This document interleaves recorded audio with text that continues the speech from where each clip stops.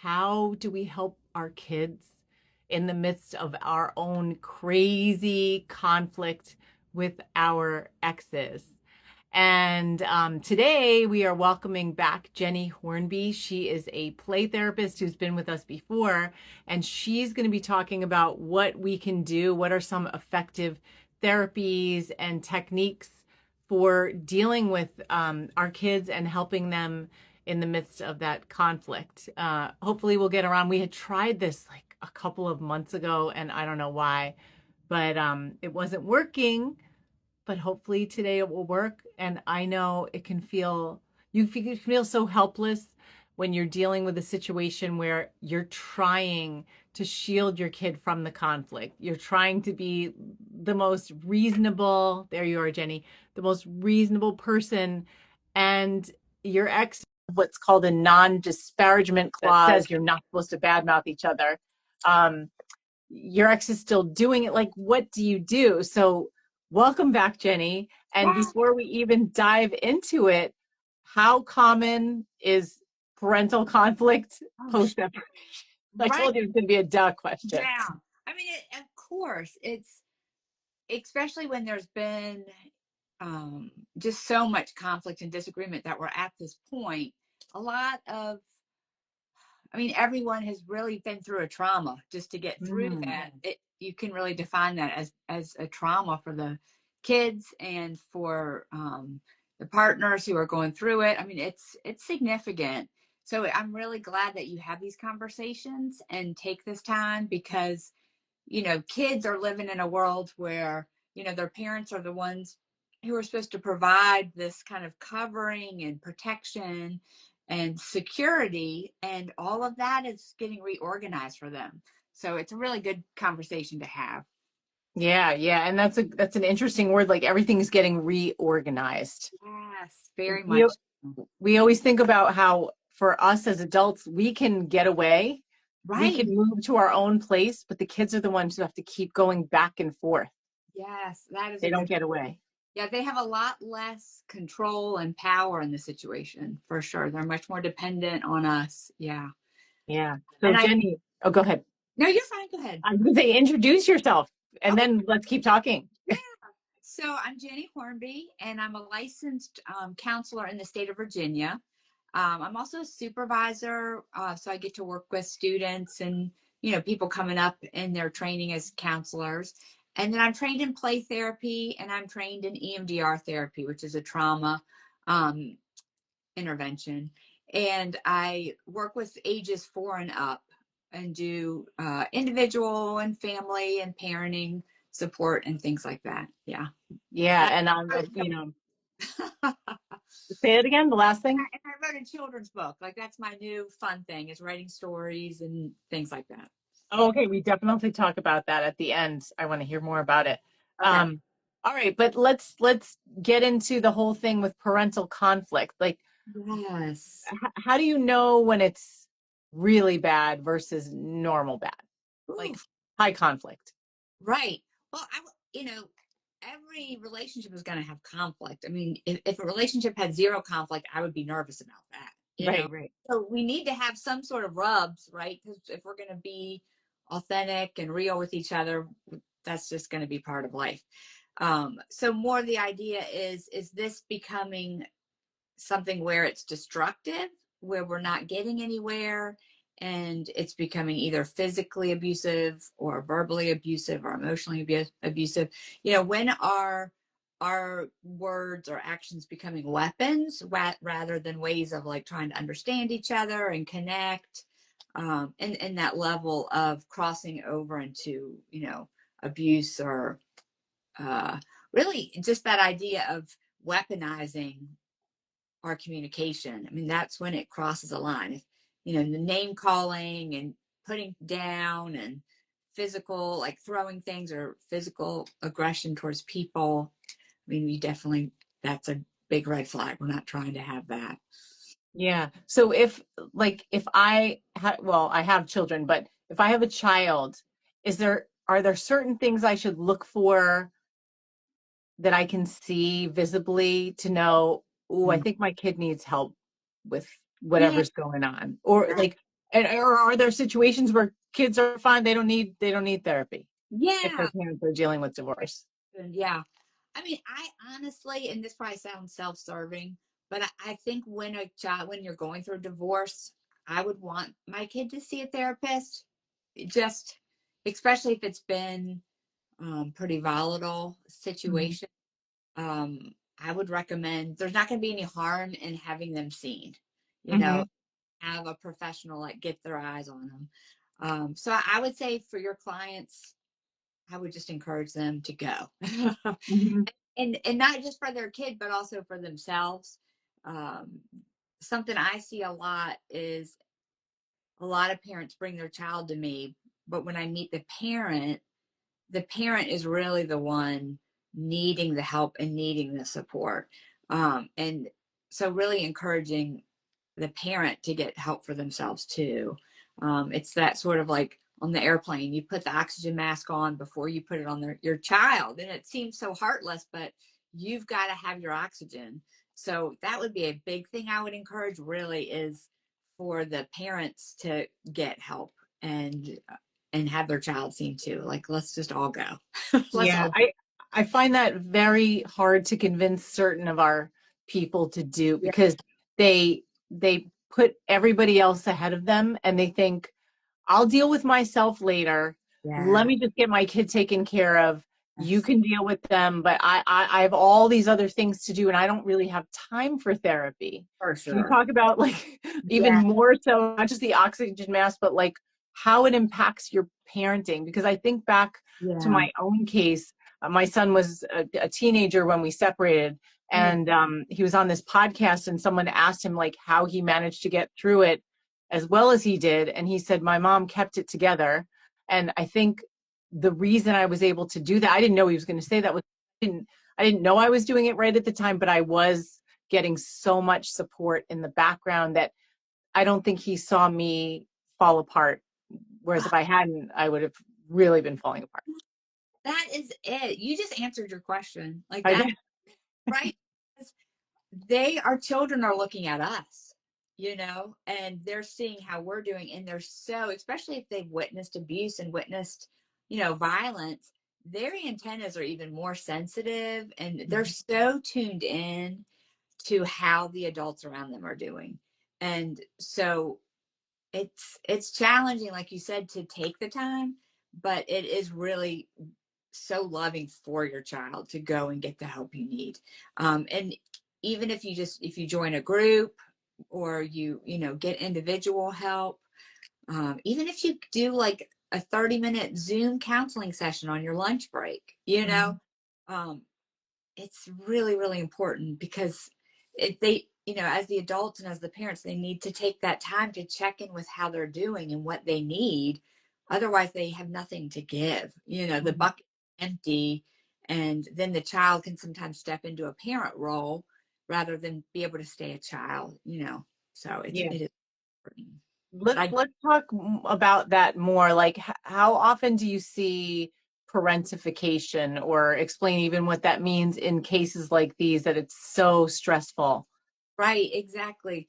You know, the children are so tuned in, like you said, they can't get away, so they're trying to sort of balance things out as best they can, and so they're going to fill the voids where the voids need to get filled, you Mhm. know so if and they tend to children are very egocentric, so if they see mom having a hard time, they're going to think it's because of something they did. If they Mhm. mom get really angry and lose control, they're going to typically take that on for themselves, that it's Mhm. their. So parentification happens when they feel like they have to step into a role of being a parent, or a spouse to their parent, that kind of adult to adult support, rather than, mom and dad are here to help me and take care of me, and I get to be a kid and go through, whatever I'm going through, and they can kind of be that steady for me.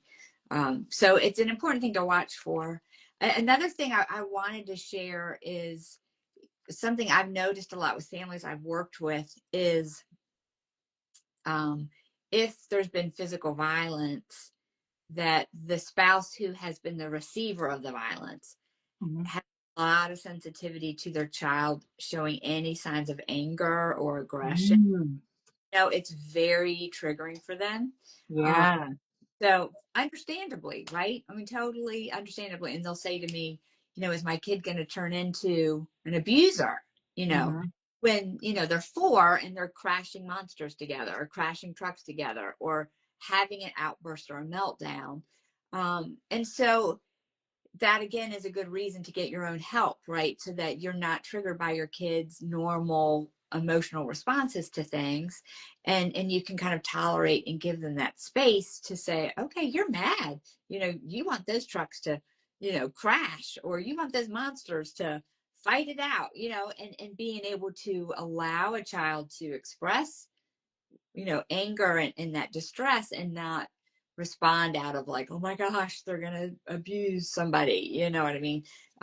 Because anger is a normal response when they're dealing with this big change of a divorce or separation. It's normal that there's going to be anger. Yeah, I'm so glad you brought that up because anger and aggression are really big themes, obviously, in our community's family life. And I think back also, I mean, I have 2 kids, but my son in particular was so angry uh, post separation, and he was bigger than me, and he would really go to town in his room with slamming stuff and Right. breaking things, and I was very uncomfortable. So even though it wasn't directed right at me, sometimes it was, Right. because I was the one still there. Yeah. And he had a therapist, and I remember saying, I got to send you out. Like, we have this thing in town called Kids in Crisis. I was like, I can't deal with you. Like, Right. you're making me so uncomfortable. Like, I need to send you to Kids in Crisis for a few days. And I called his therapist one night because I was really scared. And the therapist is like, you cannot send him to Kids in Crisis right now. You have to be here for him. You have to let him get out his anger because he's in so much pain, and it's healthy that he's Right. getting it out now, because in a way he already is feeling such abandonment because of the other stuff. Right. And it's a test to see that you can still take it. So I know it's really scary, Lisa, but you have to stop saying, I'm going to send you to Kids in Crisis if you don't settle down. Oh my goodness, what a beautiful example. I love that you shared that, Lisa. Yes, because there is that testing happening of, well, Oh, what's going to horrible. pattern together. So what does that mean about a child parent relationship? Can that split? So they do need that sense of like security of, I'm here, I see you're mad, and also like, this is uncomfortable for me, and I want to be here for you. I might need to step out, I Well, might I need. don't want to, but I will. Right. Yeah. And I think honestly, just that reassurance of, I am safe with my kid. I'm safe. They're angry and they need to be able to express this. Both my kids I have 2 boys, but both of them have um, big, heavy punching bags in their room. Um, Mm, Especially for boys and teenagers. I mean, that they have a very real aggressive drive in them that needs an outlet, and for it not to, mm. like, oh, that's a bad thing. It can be dangerous. You can do a lot of destruction with it, so you got to be careful. But it also is very understandable. Things are very different and changing, and it's understandable that you're mad. I get it. But like, parents probably need that reassurance of, I'm safe, and this is a normal response, and they need to know that I'm here. Yeah, I'm so glad we're talking about this. It's interesting because my son is in his 20s now, and Okay. he moved out a while ago, and Chris actually repainted his room because Chris and I don't live together, even though we've been together almost 11 years, but we're talking about it. And so I was like, I want you to leave the door, because the door has all these marks in it, because in some way, like, it's a memory. It was a really hard time, but we got through it. So the rest of the room is beautifully painted, but the door is like all of these marks and cuts in it. And It up. I love that. Yeah, yeah, because it can be a really beautiful testimony in terms of, as a family, like, we don't leave each other. We don't yeah, stick it out, and our story doesn't have to be glazed over or glossed over. Like, these scratches are here, but we got through it, and we were able to come together and stay together through it. Yeah. Yeah, but oh, it is not fun. It's scary. It really is. And that fear that you mentioned, we hear all the time. Like, I got away from my ex and now their voice is coming out of their mouth. And I Right. feel so guilty because Right. I'm supposed to love my kid, but my kid is acting like my ex and I don't want Right. them here. And Right. can I just get rid of them for a while? Or Right. how am I gonna, like, that ambivalence of like, I'm I'm supposed to love my kid, but I'm really angry. They're really angry. I'm really angry at my ex. I want to do the right thing, but I can't tolerate this. Mhm. How can a parent learn to tolerate it more? Yeah. If that's not an impossible question to answer. And I think the biggest thing I would want parents to know is their response makes sense. You know, how they're feeling as the parent in that moment completely makes sense and is completely a natural, normal response to what they've been through. You know, and it's not that they're not bad parents, they're not, you know, unloving or bad in any way. You know, this is just their own stuff from the marriage they're trying to get out of that's now affecting, you know, how they perceive their child. So it's totally understandable, and hopefully the first step really is always acknowledging that that's how you feel, and then how do I respond when I feel that way? Can I be kind to myself here? You know, can I not beat myself up or try to hide that I feel that way or deny that I feel like that? You know, with a trusted friend or counselor or somebody that I can just be real about, like, man, I don't really like my kid right now. You know, I'm Mhm. scared or I don't know how to connect with them, you know. So that's a huge first step. And then really there's something called cope ahead, which is this idea of kind of noticing what are the things that your child does that trigger you, and then how can I plan for that? What do Mm. just I make a never heard this, Jenny. yeah, Ooh, I love learning new things. right. Yeah, it's called Cope Ahead. It's with DBT, which is a different style therapy than I usually use, but it's a very like structured kind of thing. And with Cope Ahead, you kind of notice what emotions are here, what thoughts are here, and then what do I need to help me tolerate this distressful situation? So when my child's having a tantrum or they're throwing things or they're slamming the door, you know, what do I need in that moment when I feel really scared or really angry? What do I need to help me stay present and engaged? And then It almost sounds like safety planning yes, yeah, it's just for very explosions. yeah, exactly. It's very structured and kind of a step by step thing. And then you actually, you know, outside of the crisis moment, right? So in a time where you can kind of think for a minute, you know, think about going through that distress, think about your child having that tantrum, you utilizing that coping skill, you know, of whatever you decide to do. Like for me, I tend to like take a physical like step back, take a breath, drop my shoulders, and like just give myself a pause, you know? Mhm. And I have at our house we have a mantra, can I stay curious and can I stay compassionate with my Mhm. child? And if I can't, what do I need to do to get there? Like I don't want to engage my kid until I can really be either curious or compassionate towards what they're going through. And so that's kind of my like little check with myself. And, I think and people might need a long pause with that one in the midst of argument. I I know I would. yeah, and give yourself that permission to pause because I think when we are around somebody who's angry and we're triggered, we feel like we have to do something. You know, I got to Mm.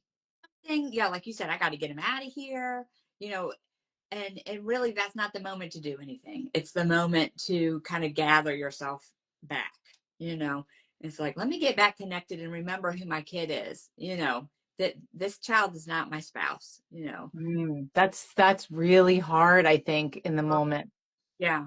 And Dr. Becky Kennedy, she wrote Good Inside. She has a really great mantra, and she'll say, my kid is a good kid having a hard time. And Mm. they're not bad kids. And they're a good kid and they've hit the limit of their skill level and how to deal with something. You know, there's something they're needing that to help them right now. And they don't know how to say it in an easy way to translate, right? Mhm. Um, So a good kid having a hard time is a nice kind of mantra to fall back on, like giving your kid the benefit of the doubt, really. Um, Yeah, that's great. That's really good because it is in that moment. really Mm, scary. Yeah, but and I love your example too, Lisa, because you had that counselor to call, because yeah. time to get your own help, you were able to reach out, make that connection. And so, like, look how that paid off for your child and for y'all's relationship and everything. Thank God he answered. It was night. He's Right. he's now moved across the country. It's been more than a decade, and I still keep in touch and send him holiday cards and updates because he made such an amazing impact on our family. And I think that's another thing. I know we're going to get into um, some effective therapies for kids going through, but I feel like one of the things that helped me, and I think could help other people, was choosing a therapist that matched what my son liked. So at the time, like, so this guy's name was Mark. He Okay. was like this Hell's Angel type. He was this huge guy. He rode in on his motorcycle. He had dropped out of high school, but he had 2 master's degrees because he was like super smart and bored by Oh, school. So he had this very like rough exterior, and he'd come in on the motorcycle always like a little bit late, and they'd go in there and talk. And I just thought he's just perfect for my yeah. son because they would talk about politics and the news and things. And I remember being like at one point questioning Mark and going, when are you going to get to the stuff? Like, I mean, Mhm. our son is coming out of here and he's talking about all the stuff that you talked about, but like, how are you healing him or helping him? And he's like, let me do my job, which Right. was right. He said, we have to get to this. I'm establishing rapport. Yeah. So we're talking about things that he wants to talk about, and that stuff will come later. And when my son did have, the explosions, Mark was really glad because he said we're making progress because he hadn't been in touch with his emotions. He was talking about politics and chess and all debate, but now we're going to be able to get somewhere because it's coming out. Right. And that really made sense to me. And I thought I defer to you, Mark, and I love you and your motorcycle. And Yeah. I'm so grateful for him. And I hope all the families on the other side of the country are benefiting from his incredible counsel. Right. Oh, that's so beautiful. I'm so glad you had that. Yeah, and there is something with I don't know if you guys have ever heard. I wish I had my graphic here, but there's a polyvagal has kind of a bell curve, and at the bottom of the bell curve is kind of that state of being grounded and feeling safe and feeling like I have all my resources available to me. I can be curious, I can be compassionate, right? So that's at the bottom. Then Mm-hmm. we get a little more dysregulated, that's where the anger and the anxiety is. And if that doesn't resolve and we come back down, if we can't run away, if we can't fight, that's where the freeze is. And that's Mm-hmm. down, the zoning out, the I don't care, whatever, like that's where that shows up. And so if kids are shutting down or disconnected or kind of masking, like everything's fine, Mm-hmm. to get back to feeling grounded, they have to go through the anger or the fear. That we can't skip feeling the anger or the fear. Mm. And that's a hard thing, So it's just this idea of to come back to ourselves. We have to kind of move through noticing what are the emotions that are there. And for your son, yeah, the anger was there, but it was a good sign because now that freeze has started to thaw out. Mm. Yeah. The anger's there. It's not pretty. We can't put a bow on it quite yet, but you're moving in the right direction. I think that can apply to us as grown-ups too. I Sure. think with a lot of our clients, they feel like, well, I shouldn't feel like this now. And it Mm, makes things worse because they're like, I shouldn't be mad. I shouldn't be sad. I know this person was abusive. So why am I grieving? right. Yeah, it's very complicated. Yeah, Mhm. and we do have to give space for all those different emotions. So much of what I've learned with, ending a toxic relationship is how hard it is for the person to acknowledge the grief. And I really was hoping this would be my person, and they're Mm. not. No, and just being able to say you can feel that way. You can they can have treated you terribly and they're not the right person for you. And we know that, but your heart is still grieving that you're having to let that relationship go. So that Right. makes Yeah, and it's not even just the grief over the relationship. It's the grief I've learned with grief. It's the grief over what you imagined your life would be that, like, the grief over your identity as a spouse, grief over feeling like I failed at something that I invested so much of myself in. yeah, absolutely. Yeah. And the idea of should or, criticizing ourselves, all of that, we get why you feel that way, right? Because you're trying to feel better, but it isn't helpful. It's not what you need. You need to really give yourself a lot of kindness and compassion to whatever you're noticing. It's okay. You can get through it, but it's Yeah. important that, yeah. That's why it's so important to get yourself a therapist. Hey, I know, I know. So did you want like different therapy like ideas or treatments and stuff? Yeah, yeah. So let's now start focusing on stuff for the kids. So let's say I've got myself taken care of, I'm learning how to come back down. Mhm. What do I do to help my kid? Like, what kinds of things should I be looking for my kid? And I don't know if the age thing is different. I'm guessing yes. Totally, right, yeah. So the play therapy stuff is super fun.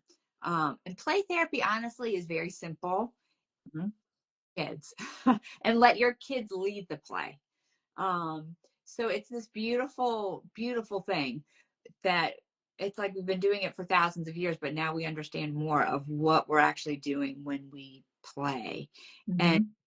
when you let a child lead play and play that is fully embodied play, so not necessarily on a video game or on a tablet, but something where we're using our hands, we're touching it, we're moving our bodies, that's really you're gonna get the most bang for your buck. Mhm. um, but when we're playing together and they're leading it, something really beautiful happens in a child where they start to get stronger in terms of seeing who they are and the influence they have around them. So Mm. mom's letting me choose whether we're going to do Legos or we're going to draw or we're going to build or we're going to explore outside. And I get to choose that, So and so having agency over themselves.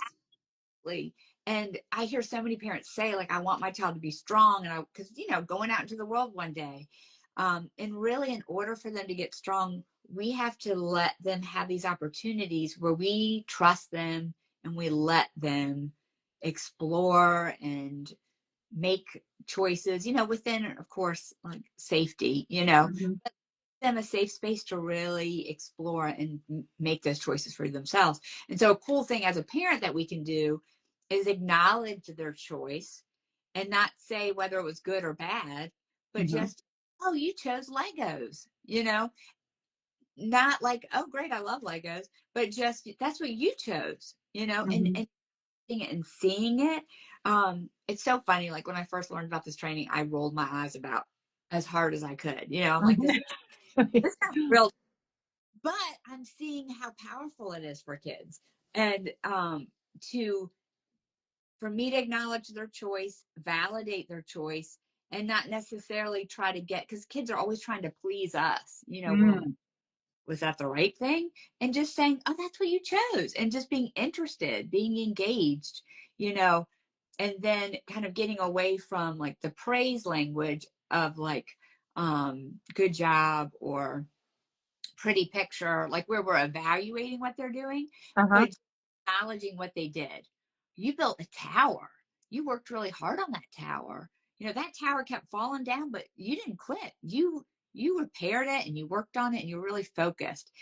So rather than giving them some sort of evaluation of like, oh, is that an A or a B or a C, or good enough for me, Mm. effort, seeing their focus. You really care about that. This is important to you. So no, yeah, so that's so interesting. So nothing about like what I think or that I'm validating it, but Right. more of like, look what you did. The word individuation is coming into my head. Like you're a separate person and you did that by yourself.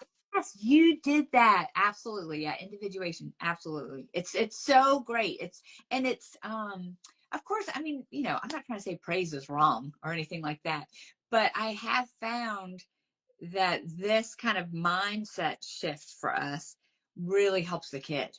That Um, is so interesting. I know. And then Yeah. with kids, where if a teacher says like, "Oh, wow, you are so smart," you know, the child actually puts forth less effort the next time because they're like, "Well, I'm smart, so that means it should just go smooth, right?" Mm, So yeah. what we're trying to build with resilience is this idea of I can do hard things. I can keep at things when they're hard. I can I can come up against an obstacle and figure my way through it. Mhm. So what we're learning in just how to come alongside a kid is valuing their effort, how hard they're working. They didn't quit. You did it. You worked at it. All that kind of phraseology. So You know, you're basically almost a witness, Witness. and Yes, yeah, that's the word. Yes, that's and you're it. not influencing anything with your opinion. No, exactly. Right. Yeah. Really interesting. It makes a lot of sense. Yeah. Yeah. It's really fun. And you just get to see, I always think of I'm a gardener. So I always think of like if I plant something in the ground, I need to water it. I need to make sure it gets sun, but I don't need to micromanage its growth, right? And Hmm, pick hmm, it up. Roots good, like I can trust it that it's going to do what it needs to do as I provide what it needs. It's going to make those growth steps that it needs so it is fruitful and flowers. Same thing, with our children. They have what they need to grow. It's in there. We need to give them a good environment for that and nurture it. But there is this level of not micromanaging, stepping back, hmm. seeing what they do and how they come through. And I've been really shocked in therapy sessions with kids when I do that kind of strategy, they actually do really, really hard things. Like kids I have with major focus issues will pick something that's so hard for them and so challenging. And I didn't have to pick that. I didn't have to push them.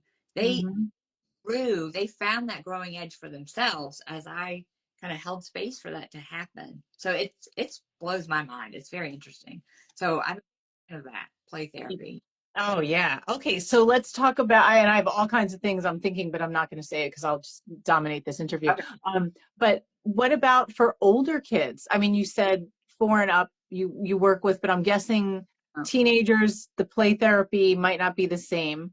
It's different. Yeah, you're right. And I love what the counselor did for your son, just kind of building that strong connection and finding what they're interested in. I mean, that's for sure what a counselor for teens needs to do Mhm. is really come alongside them and meet them where they're at. Is there any specific training? Like you mentioned DBT before, we've heard of Yeah. CBT, cognitive behavioral therapy, or what EMDR. But is there anything for teenagers or something? I don't Yeah. know. No, not necessarily that I know of specific. Hmm, You know, for me, I do a lot of art therapy too, and a lot of my teenagers love that. Um, hmm, Finding songs that they like, hearing their songs, and talking about it. Uh, hmm. yeah, DBT is great in terms of it's very skill focused. Like these are the skills you need. Um, and then the EMDR piece, it's sort of EMDR is sort of like you can weave it into anything. Like I can weave Hmm. EMDR into play therapy, I can weave EMDR into art therapy, CBT. It's just a way to help them move through the trauma and kind of change the narrative. If they're believing this is my fault and I'm bad, EMDR can help rewire that, and use all different kind of modalities to get them there. So, So EMDR uses a lot with eye movement back and forth, right? right, eye movement, any bilateral. So you That's can, what I was just about to say. Is it and can you just explain? I mean, I know what bilateral means, but can you yeah, explain how doing art therapy or certain types of things yeah. is bilateral? What does bilateral movement mean? So bilateral is anytime you're crossing the midline of your body. Hmm, So yeah, the eye movement with EMDR is your eyes are going to move side to side.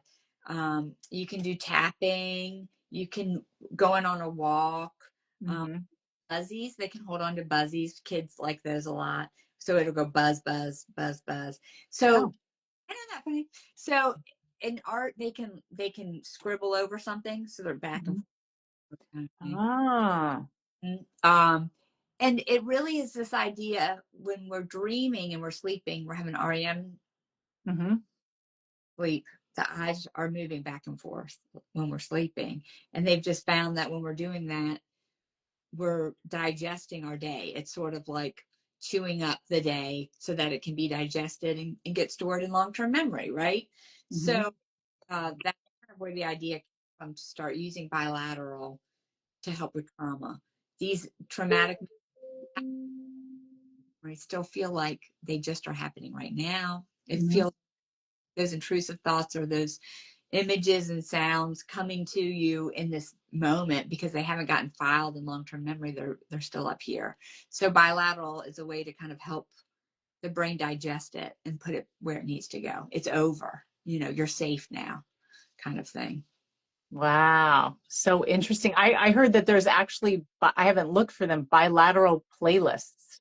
Yes, yeah, you can find music, right, where you have a headset on and it goes side to side. Yeah. Yeah, and so some clients will use the music and tapping, like they'll do a couple different ones. And Mm-hmm. again, finding what works for you.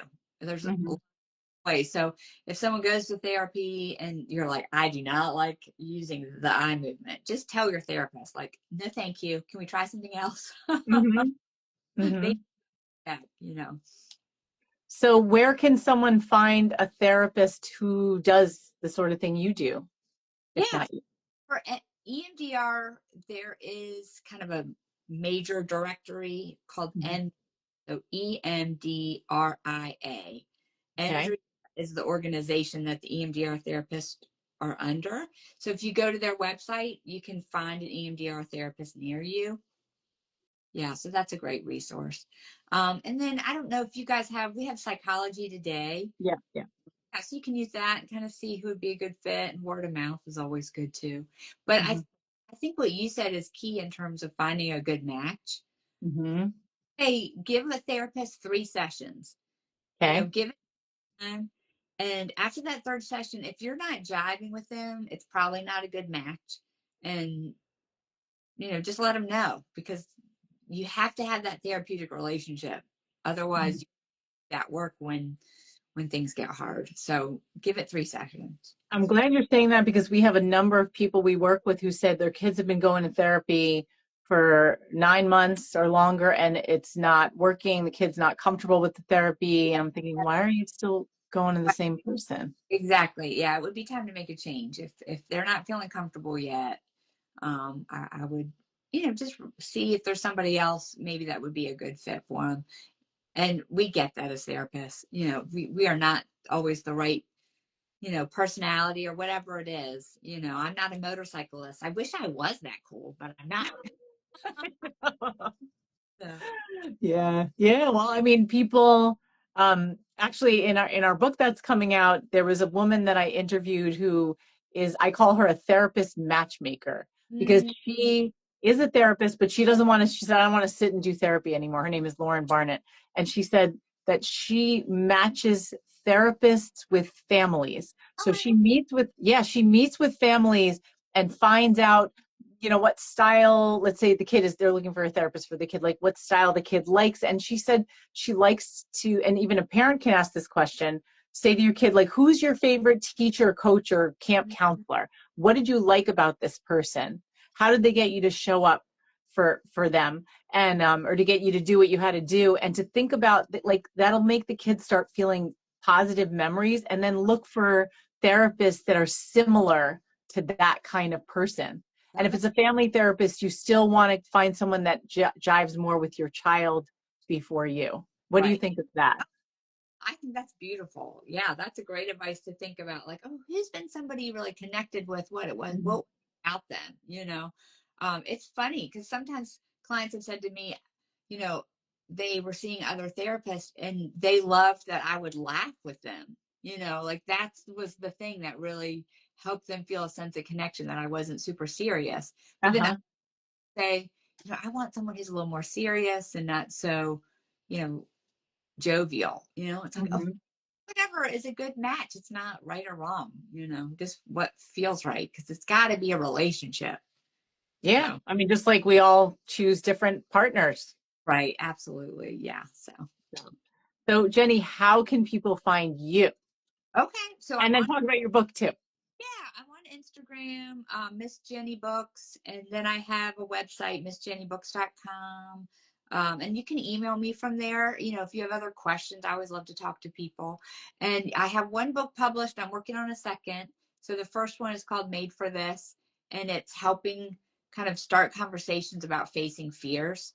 And it's Mhm. just a playful story. It's an otter, a little cute baby otter. It's adorable, and Mhm. it's story of this baby otter facing a fear and how the otter does it. And it's just playful and fun, but it can be a great way to get a conversation started.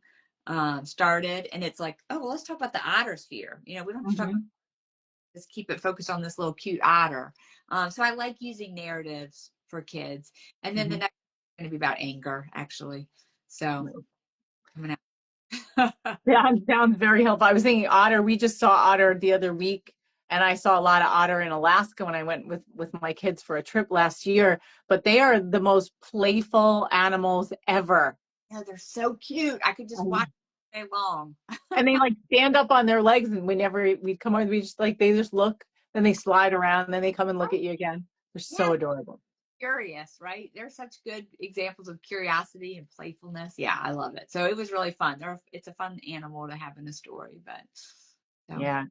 Well, thank you again, Jenny, for another fascinating conversation. I am going to do a little commercial about some of the things you talked about because it's so interesting and really, really helpful for people dealing with the conflict and scared for what they can do for their kids. But absolutely. even though we got into what you could do for yourself a lot too. Yeah, it really does start with us. It really does start with us. So I think that would be a big takeaway. Hopefully your listeners can take the time for that for themselves. Yeah. All right. Well, thank you again. And this is not going to be our last conversation. Oh, good. All right. Bye. Take care. Okay. Bye. You too.